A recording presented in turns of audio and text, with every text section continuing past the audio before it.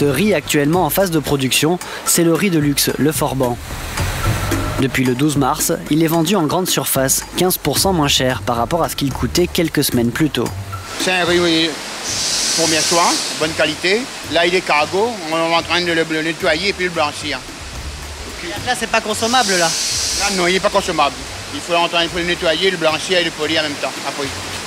Présent sur la liste des produits solidaires, son processus de production n'a pas changé, ni le mode de distribution. Alors, comment cette baisse de 15% est-elle possible? Il faut déjà comprendre qu'elle est répartie entre 3 acteurs.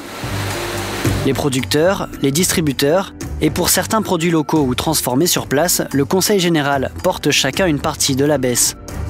Dans le cas du paquet de 5 kg de riz, chacun en assume exactement un tiers. Pour Sobori, l'effort est donc de 5%. Et il s'agit bien d'un effort de la part du producteur, rendu possible parce qu'il ne porte que sur un seul de ses produits. On est capable de faire cette baisse parce que pour nous c'est 5% sur une référence. On ne serait pas capable de le faire sur l'ensemble de la gamme, mais là c'est vraiment un effort de la société sur cette référence et qui ne sera pas compensé par ailleurs. Le riz n'a pas été mis par hasard dans cette liste. C'est l'un des aliments les plus consommés dans l'île, 15 fois plus qu'en métropole. La machine tourne donc constamment. Et ce n'est pas toujours le cas dans les usines réunionnaises. À quelques encablures de là, chez Doulux, ce fabricant réunionnais propose plusieurs gammes de produits hygiéniques. Cette ligne de production, c'est la ligne essuyage industriel. C'est-à-dire, sur cette ligne, on peut fabriquer des essuie-tout industriels, des papiers toilettes industriels.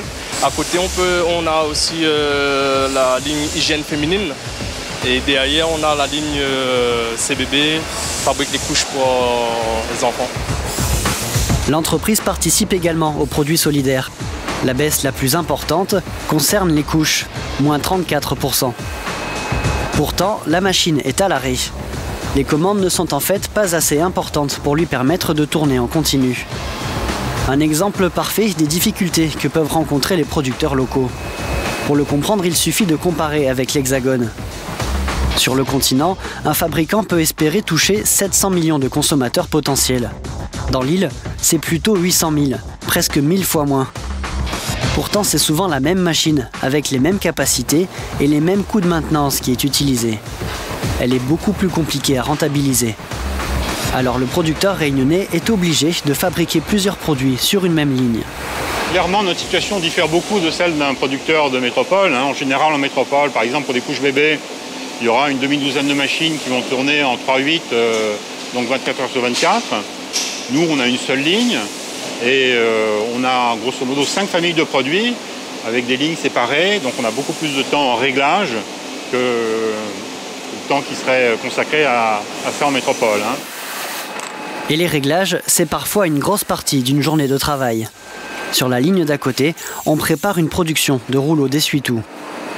Là, on est en train de changer de format et de réglage. On était en un produit inférieur en quantité de rouleaux et paquets.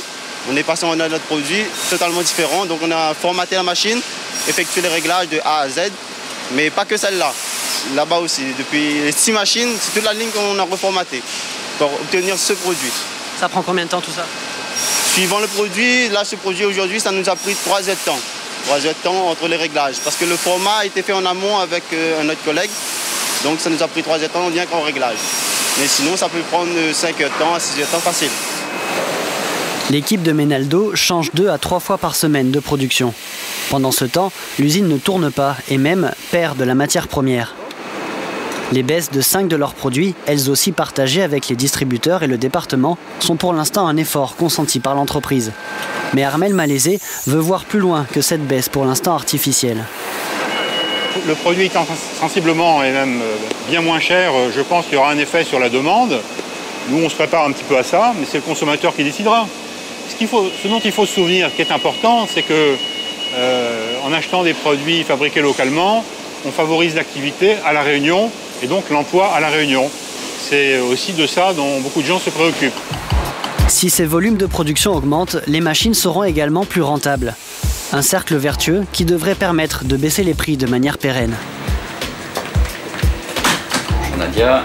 Bonjour Monsieur Beauvais, comment allez-vous? Très bien, et vous? Alors, sur la référence famille privée de Crête d'Or.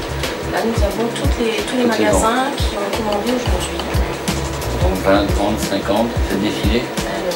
300 au chaudron. Le curry poulet Crête d'Or, c'est le produit solidaire qui a connu la plus grande baisse. Pour éviter les ruptures de stock, le week-end précédent, l'usine en a produit 1 tonne de plus que d'habitude. C'est un poulet entier qu'on passe sur la chaîne, comme vous pouvez voir derrière moi, et ça va être débité tout le long de la chaîne. Le poulet est découpé en 10 pièces, et après c'est un mélange homogène que la suite de l'opération se fasse au conditionnement. Le poids étant variable, autour de 600 grammes, la remise a été faite sur le prix au kilo. Ici encore, le produit reste inchangé. Après la participation du département et des distributeurs, l'effort personnel de l'entreprise est finalement de 15%.